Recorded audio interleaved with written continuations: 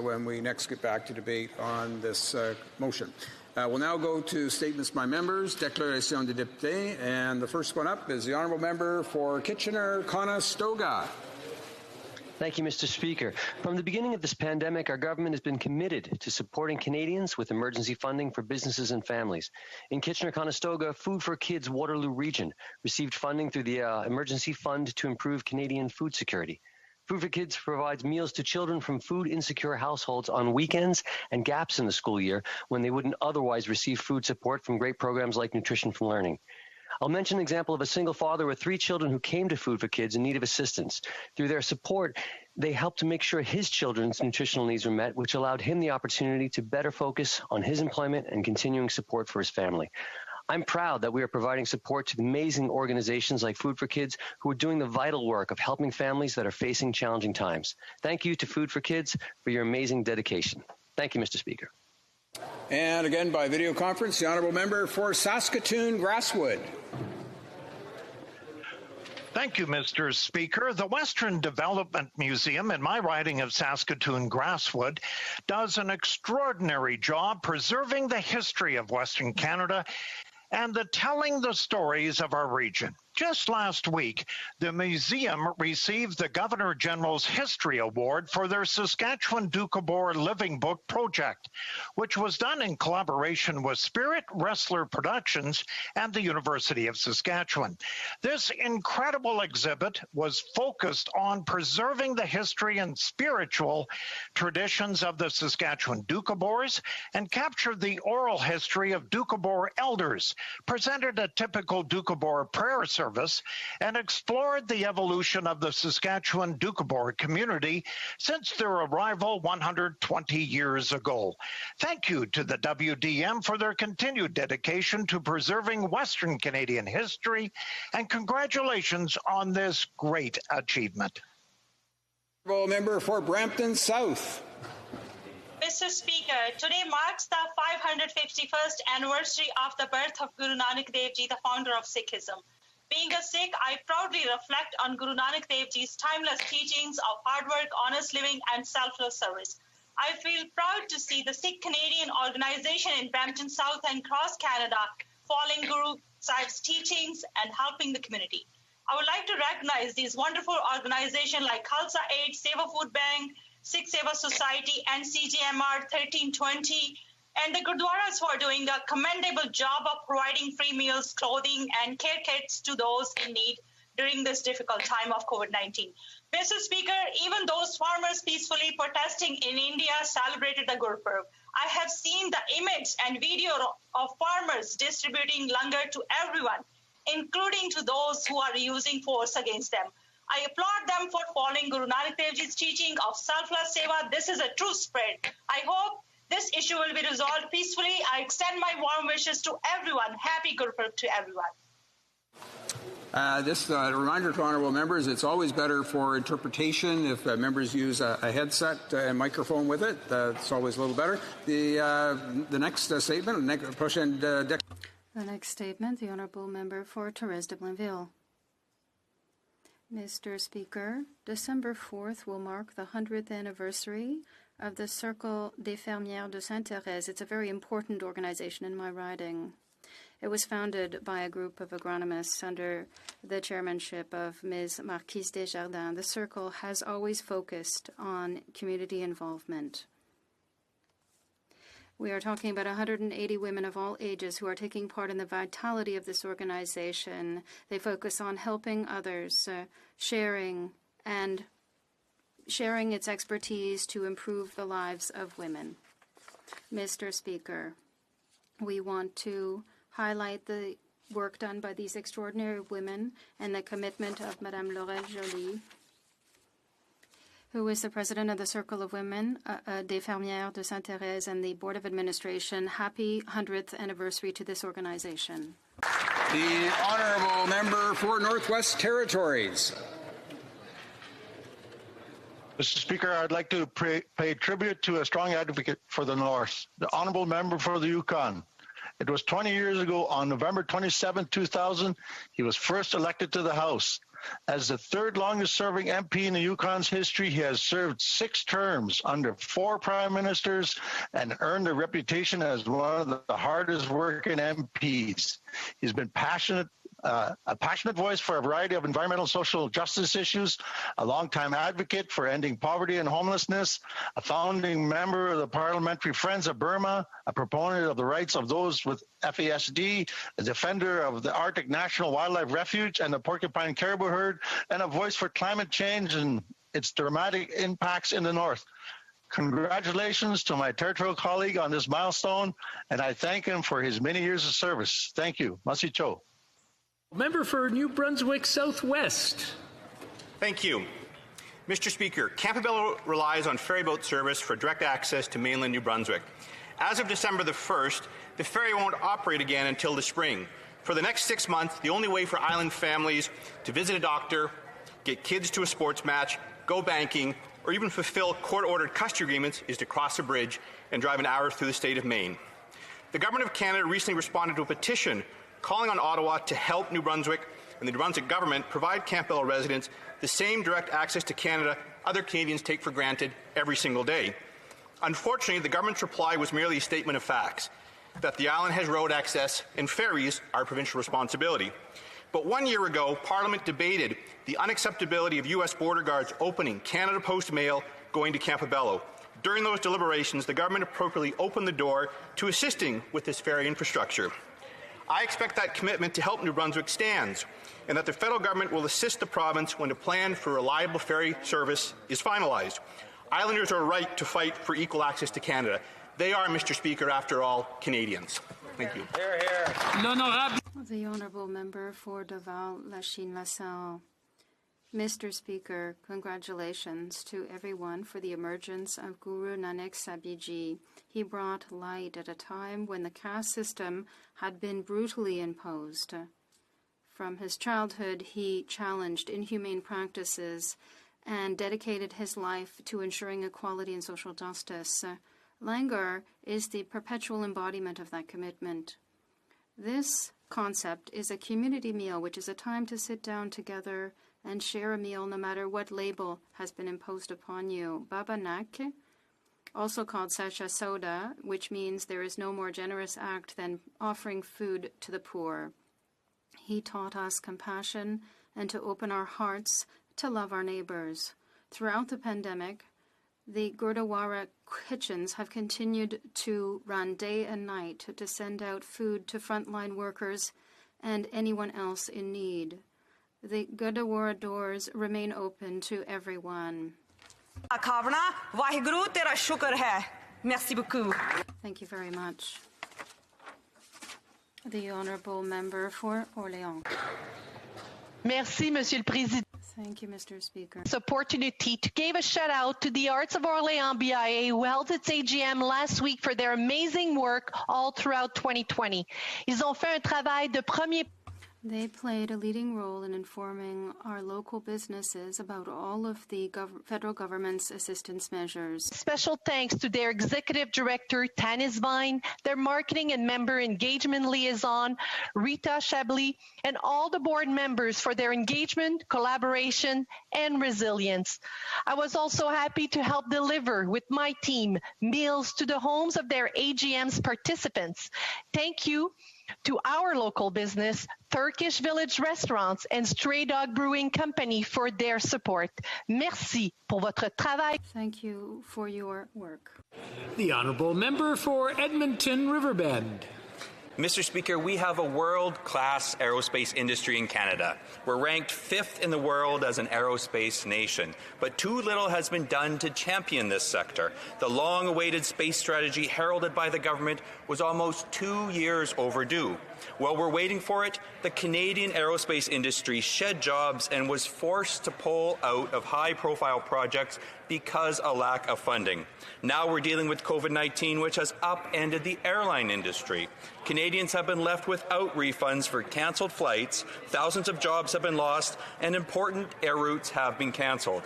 Though other governments around the world immediately offered support for their airlines, this government didn't acknowledge the crisis until 8 months into the pandemic. Our aerospace sector is a huge economic driver and offers well-paying jobs for Canadians. We must continue to support and champion this sector. The Honourable Member for Brampton North. Happy Gurpurb to Sikhs across the world. This important day marks the 551st anniversary of Guru Nanak Dev Ji's birth, the first Guru and founder of Sikhi. Today we commemorate Guru Nanak Dev Ji's legacy of truth, compassion, and justice. He promoted a life of hard work and sharing one's wealth and food, and these values stem from the fact that he himself was a farmer. As we celebrate Gurpurb, we cannot ignore the deplorable violence and police brutality that the Indian farmers' protest has been met with. All people have the right to peacefully protest, as this is a fundamental right in any democracy.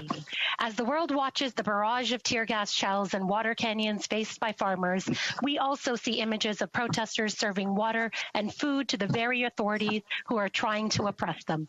Today, on Guru Nanak Dev Ji's birthday, I urge the Indian authorities to show compassion and respect to the women and men that feed the world.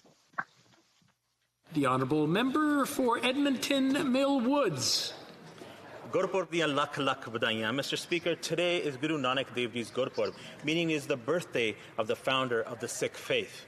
And this year, Sikhs across Canada and around the world are thinking and praying for India's farmers who are peacefully protesting new farming legislation. Hundreds of thousands of farmers from Punjab, Haryana, and other parts of India have made their way to Delhi. Shockingly, along the way, these peaceful protesters were met with blockades, water cannons, batons, and tear gas. But they persisted peacefully. In fact, they even provided food and water to the same security forces that were attacking them. The right to peaceful protest is fundamental in any democracy. These farmers deserve to be heard and respected. So as the world watches, Mr. Speaker, we urge the Indian government to hear out the farmers. Because the fact is, Mr. Speaker, no farmers, no food. Hear, hear, hear. The Honourable Member for Calgary Skyview. Mr. Speaker, today Sikhs across the world are celebrating Guru Nanak Dev Ji's birthday, the founder of Sikh religion. The Sikh religion was established during a time of political upheaval and societal divides. Guru Nanak Dev Ji fought to uplift people regardless of religion, class, gender, caste, or race by imploring non-oppositional ways of living with one another. The passion and commitment that Sikhs in all walks of life display across Canada stems from his teachings. We believe in strength and equality in the face of adversity. Mr. Speaker, in my own community and across Canada, we saw Sikhs open their kitchens to ensure that our frontline workers had access to food and basic needs during the pandemic. This is exactly what Guru Nanak Dev Ji teachings are, and we continue to live by those teachings. From the Conservative Party of Canada, we wish everyone happy Gurpurb. Conservative Party ਵੱਲੋਂ ਸਾਰੇ ਸਿੱਖ ਜਗਤ and ਸਾਰੇ ਸੰਸਾਰ ਨੂੰ Guru Nanak Dev Ji ਦੇ ਜਨਮ ਦਿਨ ਦੀਆਂ ਵਧਾਈਆਂ. The Honourable Member for St. John's East. Mr. Speaker, we're very proud that Newfoundland and Labrador's Genoa Design is working with C-SPAN of Vancouver, a major national shipbuilding strategy partner, as a key component of C-SPAN's polar icebreaker team, along with Heddle Shipyards of Ontario. This pan-Canadian team offers design and fabrication opportunities from coast to coast, supporting thousands of jobs across the country over the multi-year life of the program. Our world-class innovation and Arctic marine expertise is well known and respected, and Genoa and Newfoundland and Labrador can provide unmatched value to the next polar icebreaker. We've just seen the overwhelming confidence shown our technology sector with the sale of Verafin. The sector is strong and builds on a history of leadership in cold ocean technology, R&D, and marine operations, including offshore oil development. Genoa is another gem in our province, and we're delighted to see them as part of the national shipbuilding strategy and urge the government to support them and C-SPAN in their bid. The Honourable Member for Rivière-des-Mille-Îles. Thank you, Mr. Speaker. On November 19th, the first annual MP Recognition Awards were held. It was a memorable evening that was broadcast live on Lower St. Lawrence TV, or TVBL, and Facebook. The gala was dedicated to honoring the people in my riding of Rivière-des-Mille-Îles. I had the privilege of recognizing François Paquette for education, Stéphane Pilon, Stéphane Proux, Mario Lantier, sports, Danielle La Jeunesse, environment, Caroline Foley, arts and culture, Eric Simard, business, Amina Taba, community and social commitment. Finally, I gave the MP Favorites Award to a young 12-year-old classic dancer. She's 12, Zaeli Charbonneau. She has performed, among others, with the Grand Palais Canadien. And once again, I want to congratulate all the winners for their involvement and for allowing our wonderful community of Rivière-des-Mille-Îles to shine. These are very inspirational people. Thank you, Mr. Speaker. For Sarnia Lambton. Mr. Speaker, women in Canada make up half the population of our great country, and there are many challenges facing them. We see that women have been disproportionately impacted by the pandemic. Loss of employment, precarious work, and the difficulty of finding childcare or caring for parents are all issues that need to be addressed. The Conservative Party is full of strong women like myself who are using their voice to ensure that we hear from all women in Canada. Young girls who need to get excited about careers in STEM, students and new graduates who need assistance to find success in business, moms who need quality childcare, working women who need pay equity and a level playing field, single women, especially seniors, who need help to afford to live, women facing domestic violence and human trafficking. And we have a new leader of our party with a vision to welcome in more women and to bring policies that will address the challenges facing Canadian women. Together, we can do it. The Honourable Member for Argenteuil-La-Petite-Nation. Thank you, Mr. Speaker. I want to wish all the people in the wonderful riding of Argenteuil-La-Petite-Nation happy holidays. I know that this year will be different. We must all show resilience in these difficult days. The pandemic will prevent a number of people from seeing their loved ones during these holidays. I have a special thought for all the essential workers who have been on the front lines since the beginning so that they can help people. I hope that 2021 will allow us to spend special moments with our loved ones whom we miss a great deal. I know this has been a difficult year. I hope that 2021 will allow us to spend these special moments with our loved ones. Thank you. Merci, Monsieur le Président. Oral questions. Question orale. L'honorable député de Louis. The Honourable Member for Louis Saint-Laurent. Monsieur le Président. Mr. Speaker, after having spent lavishly, the government's going to table its economic update this afternoon. And what Canadians want is a real economic stimulus plan for the Canadian economy. Mr. Speaker, we can't talk about economic recovery without we know what to expect for vaccines. What is the government's vaccination plan? The Honourable Minister of Health. Well, Mr. Speaker, thank you so much for the great question. And I have to say, Canada has one of the best portfolios in the world. In fact, we have options on 7 highly promising vaccines, more doses per capita than any other country, 3 in regulatory approval. In fact, actually, I should say 4, Mr. Speaker, because, of course, Janssen just applied today. Mr. Speaker, even the CEO of Moderna has said that Canada placed its orders early and is in a really good position. L'honorable député de Louis Saint-Laurent. The Honourable Member. Well, the problem with the Minister's numbers is that these are numbers on paper. We don't have any vaccinations. Why? Because what the government did was associate itself with the Chinese company. And, like we say back home, it went belly up. And it was only later that they had decided to try to contact other companies. The economy is suffering. Canadians are losing their jobs. The Canadian economy is fragile. We need an economic plan. We need an immunization plan. Are we going to see that later today?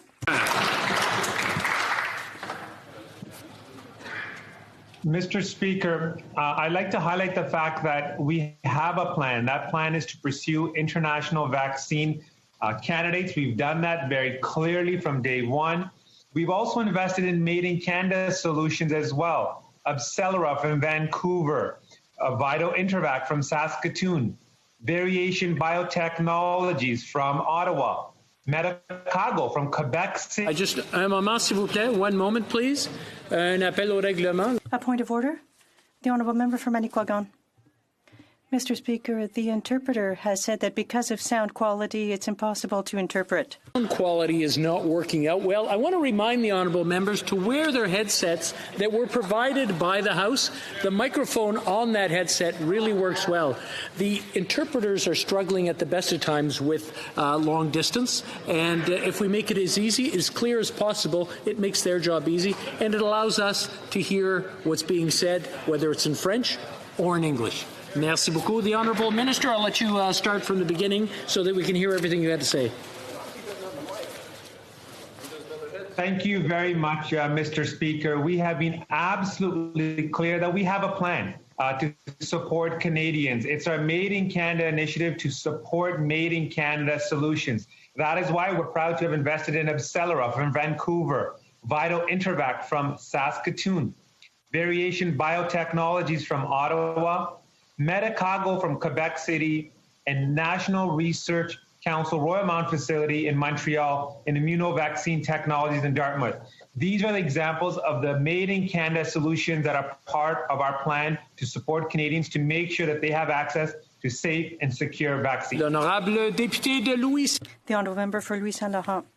Mr. Speaker, be it in French or English, is not very stimulating for Canadians because they know what the Liberals' plans are. Last Friday, once again, the Prime Minister made us ashamed of him because he said that by September, well, Canadians would be vaccinated, but what we know is that the British and Americans are going to be vaccinated before Christmas.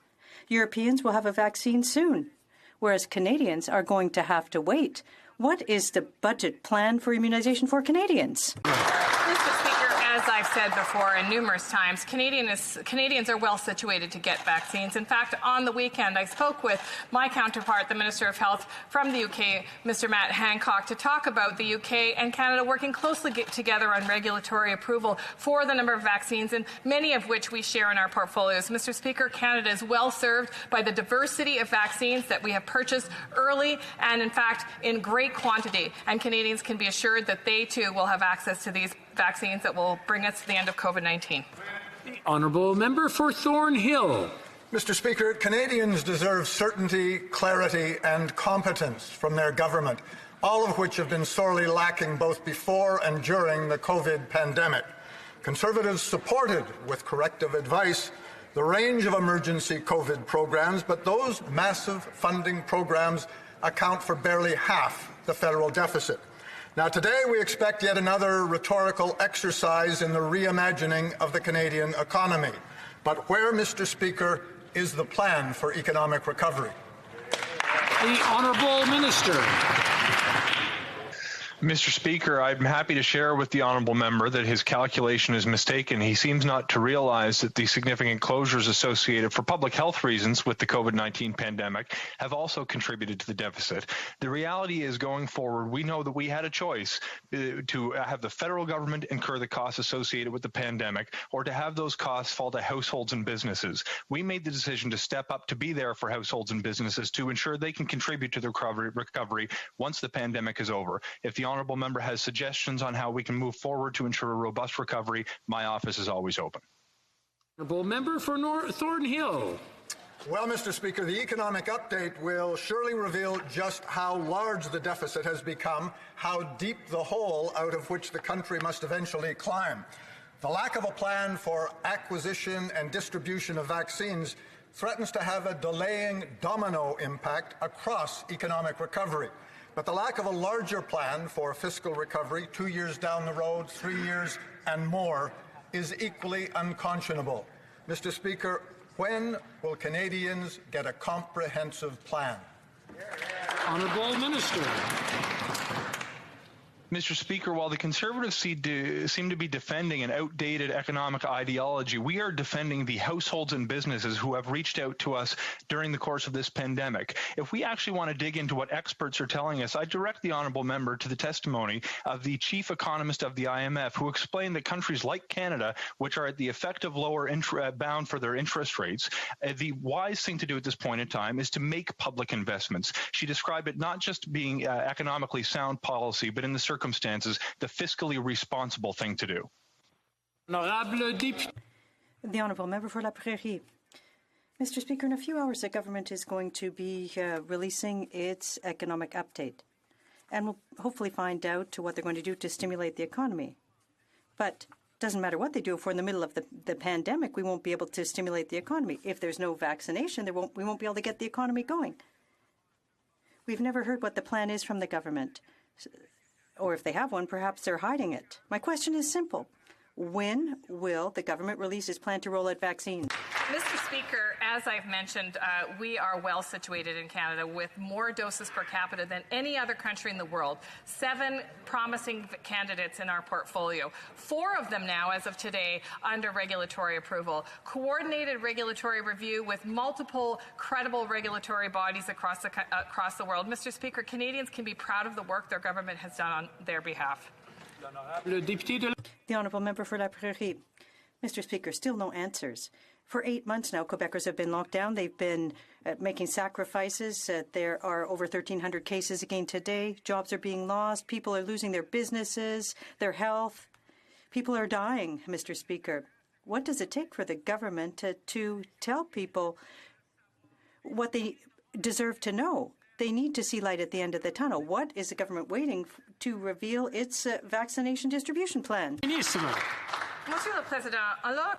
Mr. Speaker, scientists are working hard to find a vaccine against COVID. We are ensuring that Canadians will have an opportunity to be vaccinated when the time comes. That is why we have purchased millions of doses so that Canadians are safe and well served.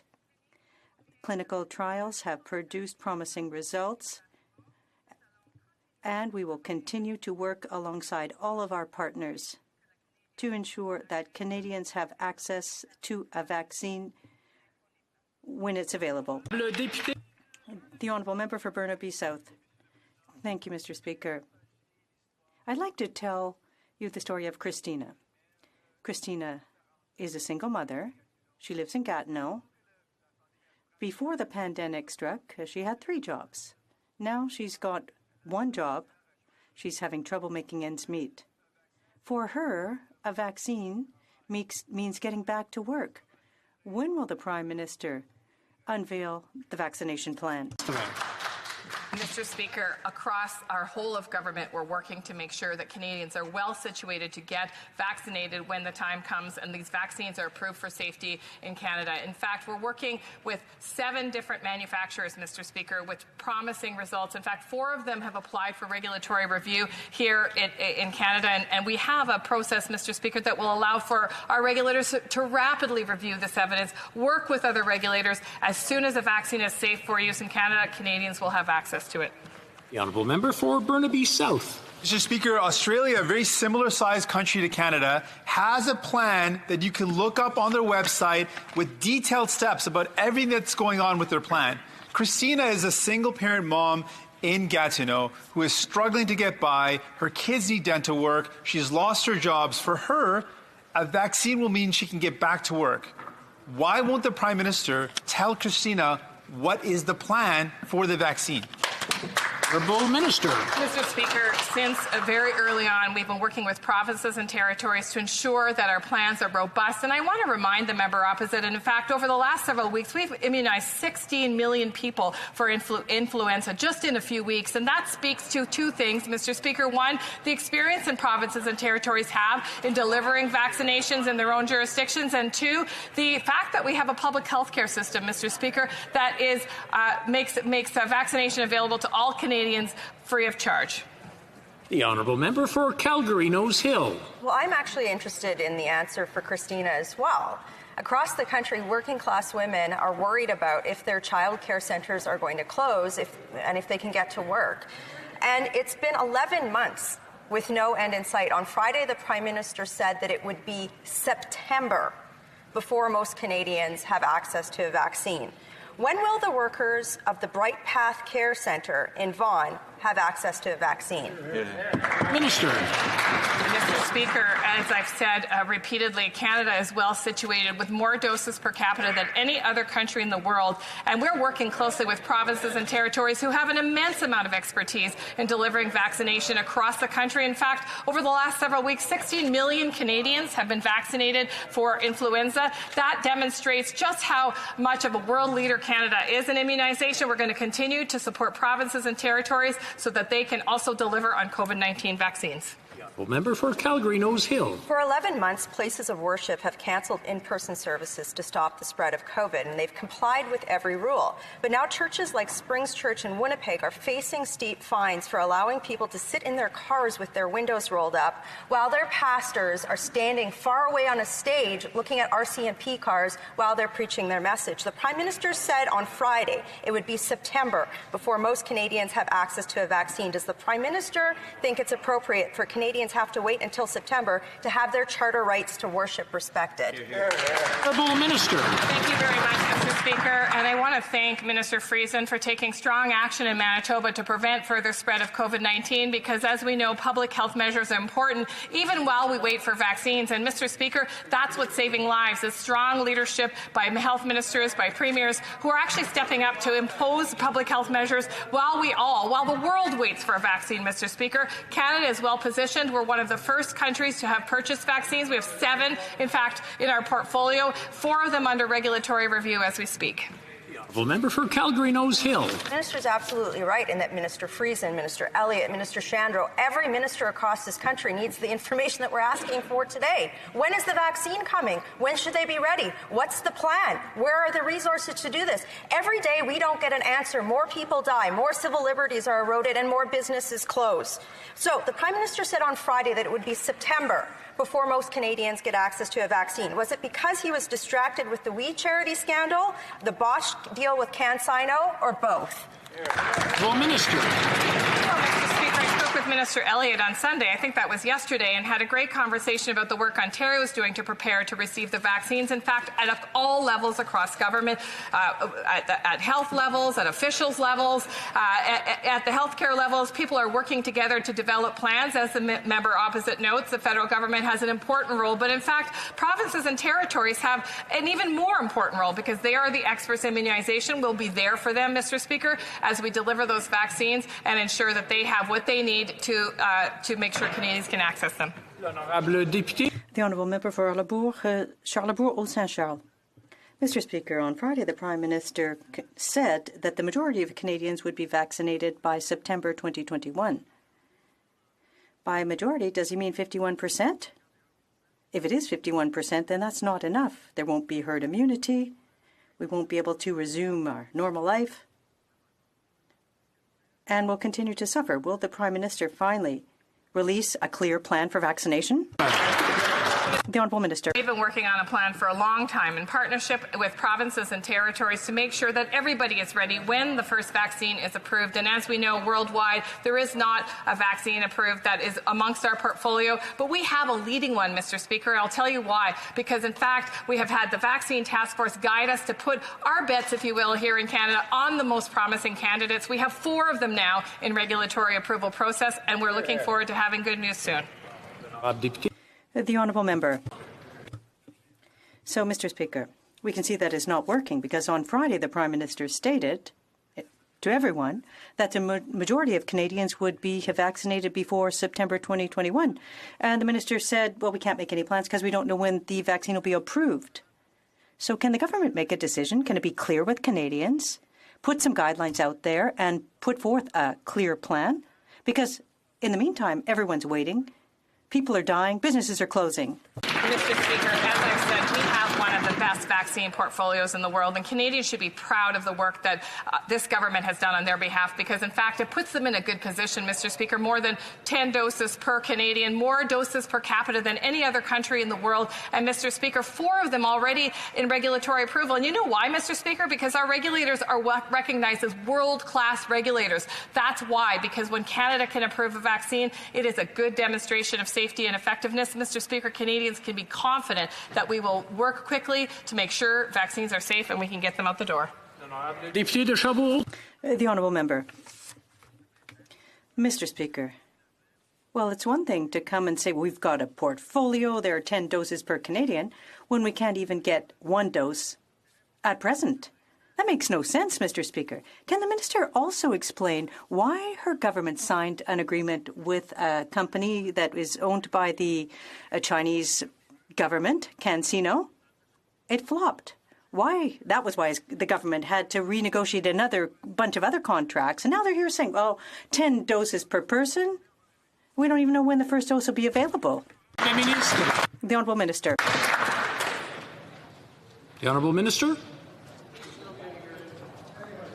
Monsieur le Président, nous avons de suite compris que nous devions investir dans notre produit. We realized that we must avail. The interpreter apologizes. The sound is breaking up. The interpretation is impossible. Rappel au règlement, l'honorable député de. The Honourable Member from Manicouagan. With the connection for the minister. I'm not sure if the headset is plugged in or turned on, or if it's the connection, but we'll try that again, and we'll see if we can make it work. The Honourable Minister. Merci, Monsieur le Président. Nous avons. Thank you, Mr. Speaker. We realized we needed to invest in domestic production. Rest assured that when a vaccine is ready and approved, we will be one of the first countries to provide the vaccine. Thank you. Député de Jonquière. The Honourable Member for Jonquière.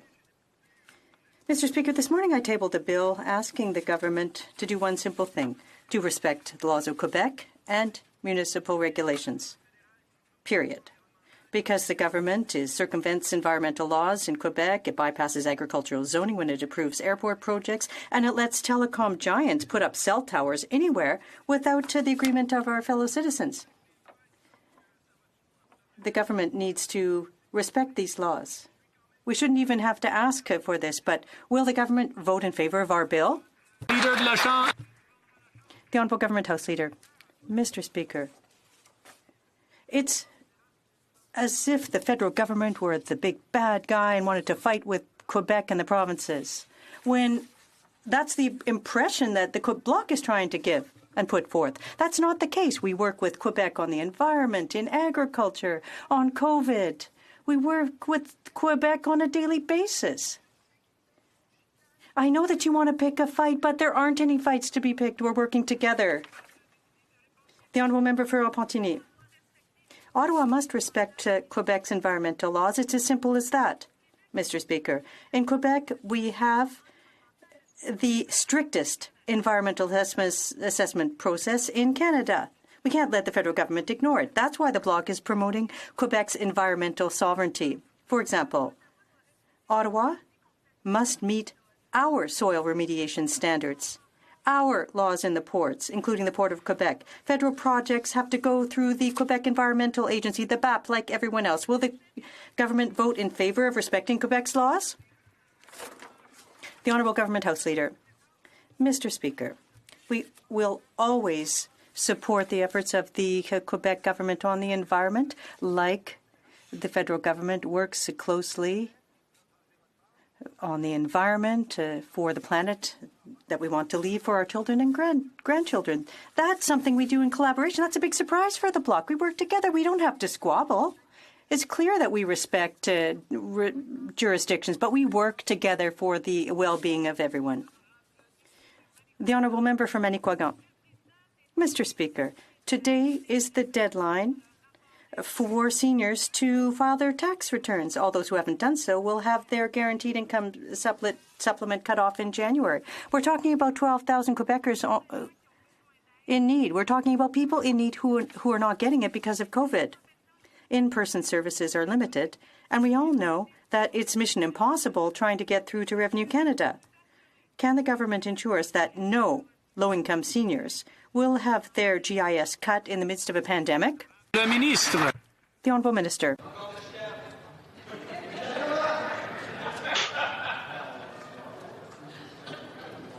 L'Honorable Ministre. The Honourable Minister. Speaker,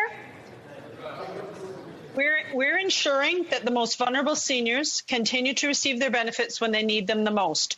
Because of our temporary extension, over 200,000 seniors continue to receive their GIS and allowance payments, even though they'd not been able to submit their 2019 tax information. GIS recipients who've not already filed their tax information should file their taxes as soon as possible. We have sent letters to these seniors, and we've made calls to remind them to do so. Thank you very much. We're making sure seniors do get their benefits. Or Selkirk Interlake Eastman. Mr. Speaker, our allies like the United States have been planning since May to deliver vaccines to Americans, and they'll start vaccinating them next week. But this Prime Minister has left it to the last minute and now has to call in the Canadian Armed Forces to actually clean up his mess. Our armed forces will get the job done. Of that I have no doubt. But this Liberal government will still have to answer for their incompetence. When will the Prime Minister table a plan to make vaccinations available to all Canadians? The Honourable Minister of Health. Thank you, Mr. Speaker, and I share the optimism and the ability of our armed forces to be part of our vaccination strategy, which I have to say, Mr. Speaker, has been integrated very early on. And we're so grateful to Major General Danny Fortin for being embedded in the Public Health Agency of Canada to help with the logistics of deploying vaccines across the country, working closely with provinces and territories, Mr. Speaker. This is a Team Canada approach and an integrated approach at that across all departments of government. I want to thank the Canadian Armed Forces for their assistance. The Honourable Member for Selkirk Interlake Eastman. Mr. Speaker, the Prime Minister promised Canadians 250,000 doses of vaccines would be made available by now, but he hasn't delivered one single dose. He put all his hope in the CanSino vaccine, and of course that deal fell through, and there was no plan B. He has literally had to call in the Army to fix all the problems caused by all the Liberals' dithering and delays. Now the Prime Minister says vaccines won't make it into the arms of Canadians until September. September isn't good enough. Why should the Canadians believe the Prime Minister now when he has misled them so many times already? Oh, Minister. The member opposite doesn't want to listen to me, but maybe he'll listen to the CEO of Moderna, who said, you know, Canada's early orders meant it was well positioned to receive early doses. This is the reality, Mr. Speaker, that the member opposite and his colleagues don't want to face. That in fact we were prepared, and we have the best portfolio, Mr. Speaker. 7 promising candidates, 4 of them under regulatory review. When the vaccines are safe, we'll be delivering them to Canadians. The Honourable Member for Battleford's Lloydminster. Thank you, Mr. Speaker. We know seniors have sacrificed a lot this year. Many have faced isolation from their loved ones, and those living in long-term care have been particularly hit hard by COVID-19. They deserve certainty and clarity from their government, yet there's still no clear plan on testing or vaccines. While other countries have indicated that mass vaccine distribution will begin in the coming months, the Prime Minister is talking about September for Canadians. Mr. Speaker, are seniors going to have to wait until September 2021 to see their grandchildren? Well, thank you very much, Mr. Speaker. And now who's putting out misrepresenting information to Canadians? It would be the member opposite, because in fact she knows that that's not what the Prime Minister said. He said by September 70% of Canadians will be vaccinated. He didn't say that it will be until September. In fact, we know, Mr. Speaker, that we are very close. Canadians can be assured that when a vaccine is approved for safety here in Canada, we'll be deploying it, Mr. Speaker. Canadians are well positioned to receive vaccines, and we are thrilled with the ability to be able to provide them to Canadians. The Honourable Member for Hamilton Centre. The Liberals have watched $450 billion be sent offshore without a single CRA investigation resulting in a conviction. This is on top of the 900 Canadians named in the Panama Papers who've also evaded prosecution by hiding their wealth offshore. But when the New Democrats proposed closing tax loopholes and bringing in a wealth tax, the Liberals voted it down. Mr. Speaker, why does this government insist on protecting the ultra-wealthy from paying their fair share while leaving thousands of Canadians and small businesses on the brink of financial ruin from COVID? Minister. Monsieur le Président, lutter contre les fraudeurs. Mr. Speaker, fighting tax fraudsters in Canada and abroad is a priority for our government. As far as international tax evasion is concerned, the agency's efforts are bearing fruit. Last year, there were 1,463 representations having to do with tax evasion internationally. That represented more than 1,600 taxpayers. That's compared to only 43 in 2013-14. We have invested historical amounts in this matter, and we are giving the CRA the tools it needs to do the work. And we are seeing results, Mr. Speaker. The Honourable Member for Rosemont-la-Petite-Patrie. Mr. Speaker, this afternoon, the government will be presenting an economic update with a major deficit. Historically, the Liberals and Conservatives have both cut services, and that always hurts the same people, workers, families, and the most vulnerable. But there is an alternative, making the ultra-rich pay. The NDP has been proposing taxes on the extremely high profits of some companies and individuals. Will the Liberals adopt these progressive policies, or will they be bringing in austerity policies that hurt people? The Honourable Minister. Mr. Speaker, I have great respect for the honourable member, and I can assure him with no uncertainty that we will do whatever it takes to continue to offer support to Canadian households and businesses to do what it takes to get them through this pandemic. On the issue of taxing the wealthy, if it's such a passion of the honourable members, I would return the question to him as to why he and his NDP colleagues oppose the Canada Child Benefit, which stopped sending childcare checks to millionaires and put more money in the pockets of 9 out of 10 Canadian families. I would also ask him why his party opposed the very first measure we did when we formed government in 2015, which was to raise taxes on Canada's wealthiest 1% so we could cut them for 9 million Canadian households. Member for Brampton East. Mr. Speaker, Canada and India share very strong people-to-people ties. Many Indo-Canadians, particularly the 600,000 of Punjabi descent, are watching closely as hundreds of thousands of farmers are marching to Delhi in a peaceful protest. However, many of the farmers from Punjab have been met with violence from police and blocked from entry to Delhi. It is essential that people in a democratic society be allowed to protest peacefully without fear of violence in response. Can the Minister of Foreign Affairs please advise as to how Canada is expressing its concerns over this issue? The Honourable Minister. Mr. Speaker, I want to thank the member for Brampton East for his very good question. I also want to acknowledge the strong people-to-people ties that unite India and Canada, both strong democracies. As the member rightfully mentioned, the freedom to protest peacefully is a fundamental right that must be respected. Canada is concerned by reports of violence that some farmers would have been met with as they march peacefully in protest. As we believe in strong dialogue, we have made diplomatic representation at senior levels, both here in Ottawa and in Delhi, to express our concerns, Mr. Speaker. The Honourable Member for Fundy Royal. Mr. Speaker, when the Minister of Justice introduced the assisted dying bill, he said that this bill reflects a consensus among Canadians. Yet there's not even consensus in the Liberal cabinet.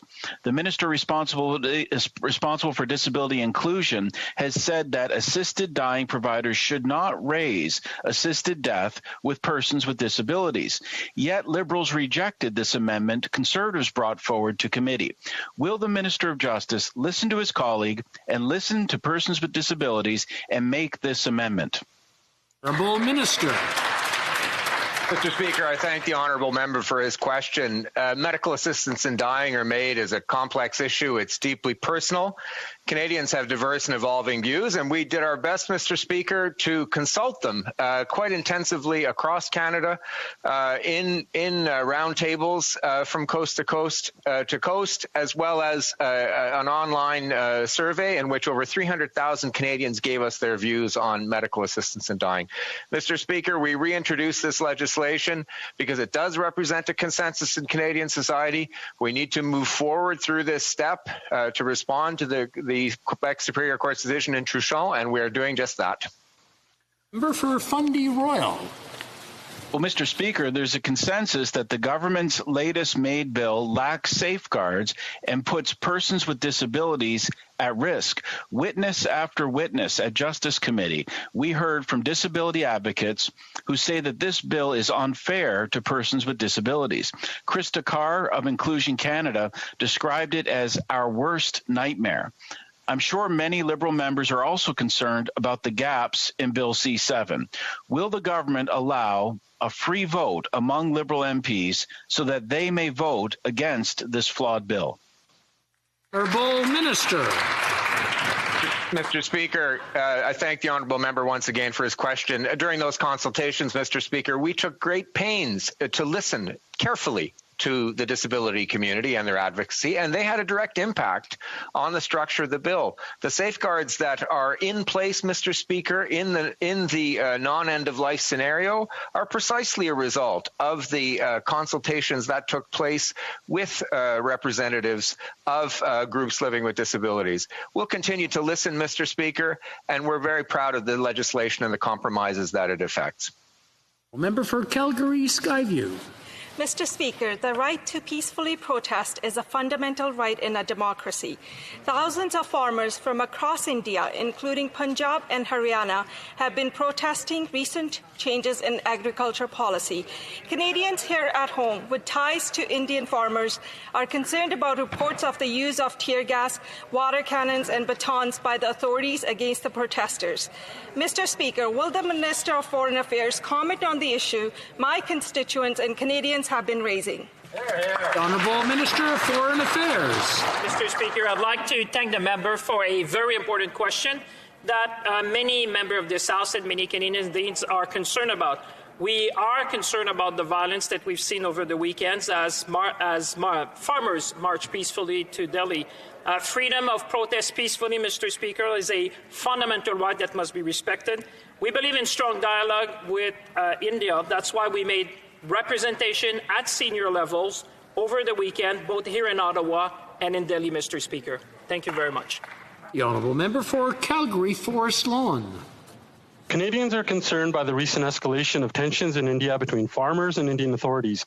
Freedom of speech is fundamental to a healthy democracy, including peaceful protest. Farmers feed cities. Their hard labor is crucial to the function of any country.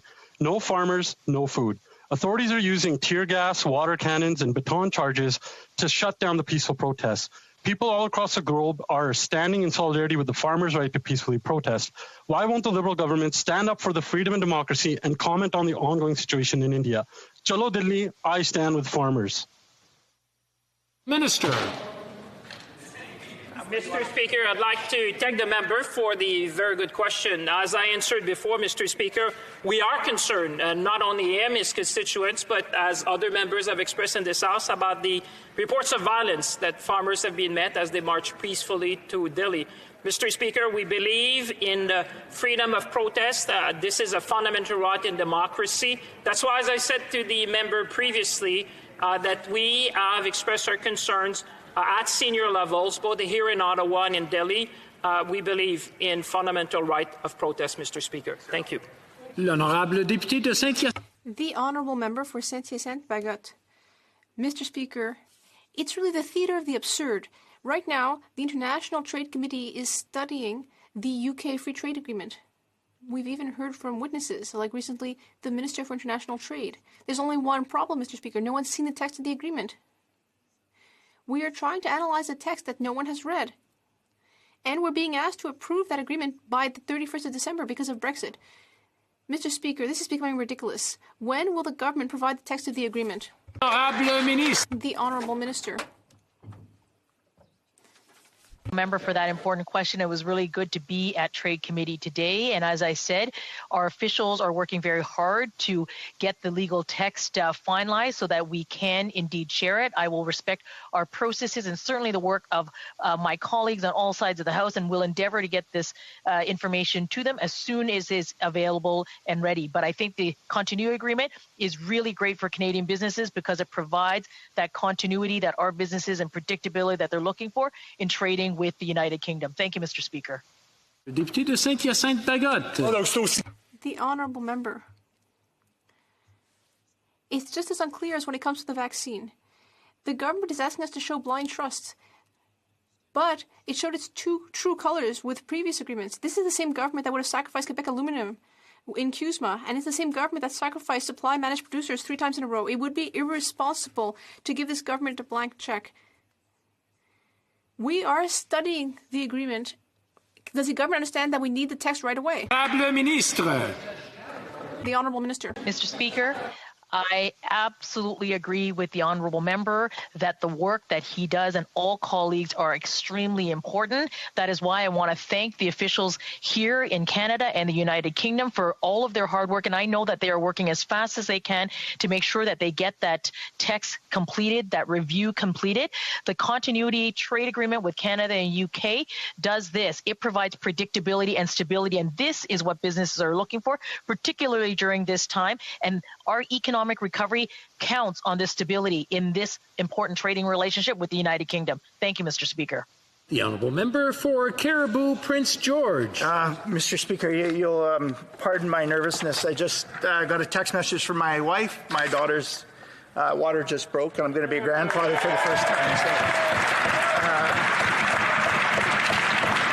So I completely forgot what I was going to say, but if you'll forgive me, Mr. Speaker, time and again we have asked the government for a commitment to bring 988 to Canada. Sadly, all that we've received are scripted talking points and no commitment from the minister. This isn't a partisan issue. Mental health associations are calling for it. National telecoms are calling for it. Canadians are demanding this. Minister, either you support it or you don't. Let's not give Canadians that are suffering false hope. Does the Minister of Health support a 988 national suicide hotline in Canada? And if you don't, if the Minister doesn't, just have the courage to say so. The Honourable Minister of Health. Thank you very much, Mr. Speaker, and I can't help but say congratulations to the member opposite because that's pretty exciting news to break to the House of Commons. But his topic is very serious as well, and I do want to reassure him that I want to work with him on a national hotline. I've said that in this House. I will continue to do that work. I think we should find a time to sit down and talk about it, to show the member opposite the work that the department has been doing. But I fully support the premise, and I think that we can work together to make it happen more quickly. L'honorable député de Bellechasse-les-Échemins. The Honourable Member for Bellechasse-les-Échemins-Lévis. Mr. Speaker, with their white paper on official languages, the Liberals are trying to buy time until the next elections, and they're ultimately taking official language communities hostage. But the Federation of Francophone and Canadian Communities and the Quebec Community Groups Network are asking for something to be done. Will the Liberals stop doing petty politics and finally present the modernization of the Official Languages Act by Christmas, before Christmas? The Honourable Minister. Thank you very much. Mr. Speaker, when I hear from my colleague who has been the critic on this file for several years, when I hear him talking about updating the OLA, I always find it surprising to see that the Conservatives seem to be showing newfound interest in official languages. It seems like they might be trying to poach votes from the Bloc Québécois. We will always be there to support official language minority communities. We will always be there to stand up and support them, and we will be working hard to ensure that we can table language reform that will lead to setting the tone for the next 50 years to protect language rights in the country. For Calgary, Shepherd. Mr. Speaker, truck drivers have been essential to keeping our supply lines open, but government red tape is blocking Canadian truckers from securing fast enrollment for transporting dangerous goods across the border. In-person interview sites are closed, and CBSA has no timelines for reopening. No virtual option, no rules for deeming travel by truckers for fast interviews as essential. When is the minister going to fix this unfair situation and put pressure on his American counterpart to deem travel for fast enrollment interviews as essential, or allow fast interviews to be done over Zoom? Honourable Minister of Transport. Mr. Speaker, I thank my colleague for the question. We'll certainly look at that, but we've been trying to do everything possible to make sure that our truckers are able to move across the border, because they do represent an essential service, and they are doing a fabulous job of making sure that Canadians are being provided with all the necessary goods that we need here in Canada. But I will look into the point that he has just raised. Thank you. The Honourable Member for Nickel Belt. Mr. Speaker, every year from the 25th of November to the 10th of December, Canadians observe 16 days of activism against gender-based violence. It's an opportunity to get together to discuss and renew our commitment to end this violence. I believe men and boys can play an essential role in preventing gender-based violence. Can the Minister of Women and Gender Equality tell us about the National Action Plan and how men and boys can be encouraged to be part of the solution? Honorable Ministre.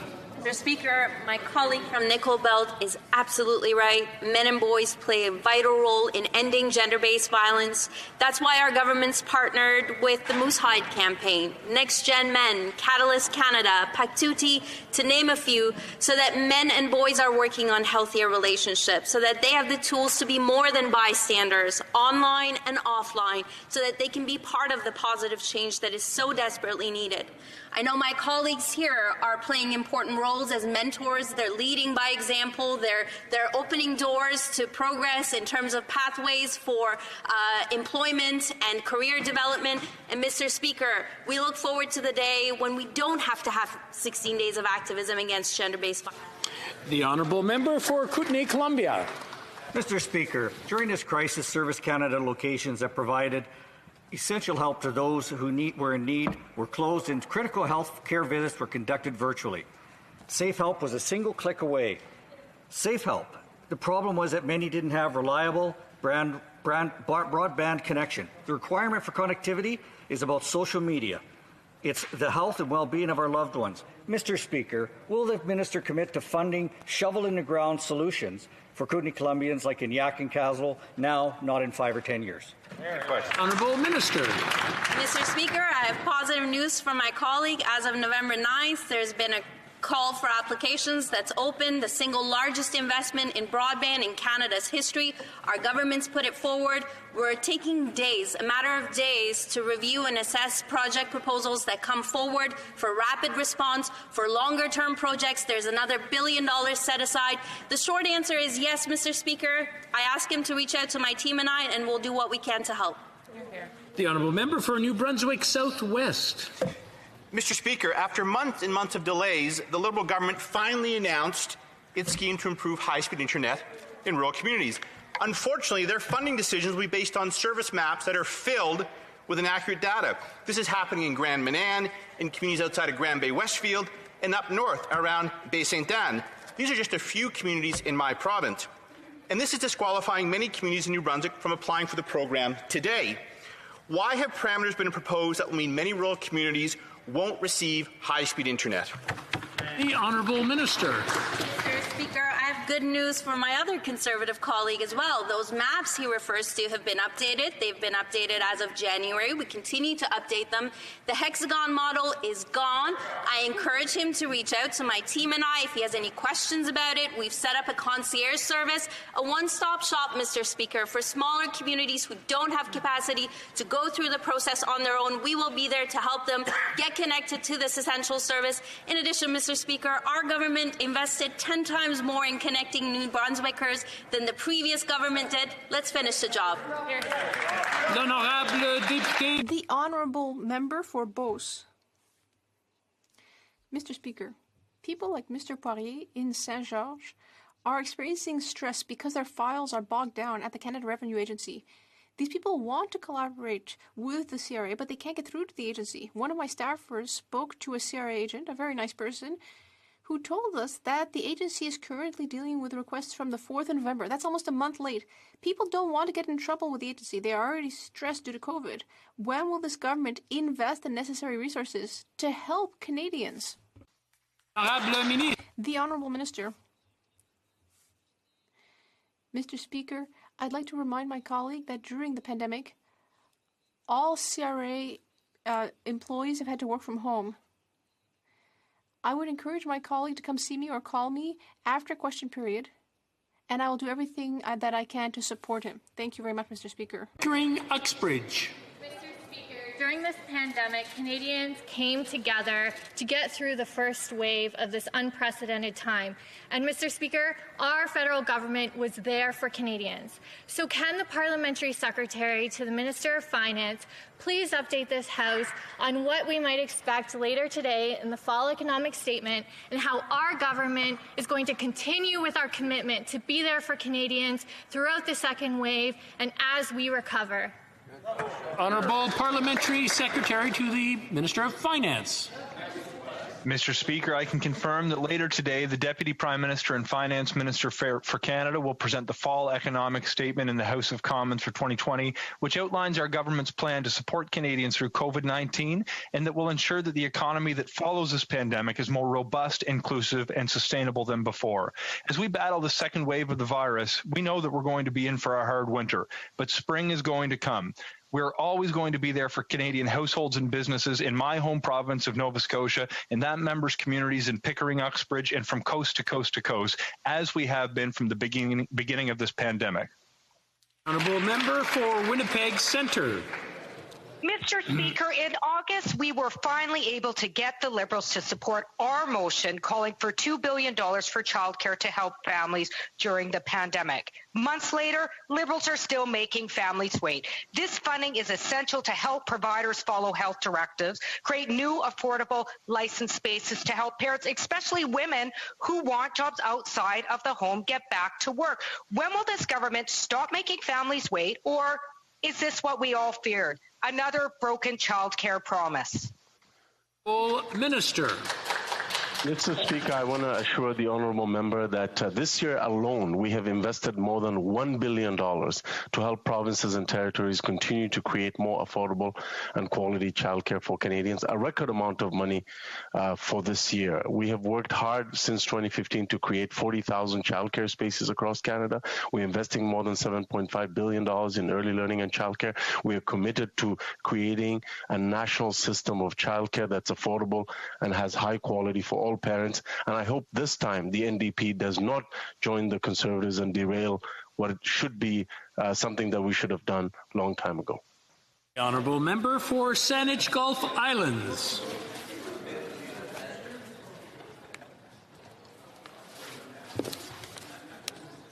Thank you, Mr. Speaker.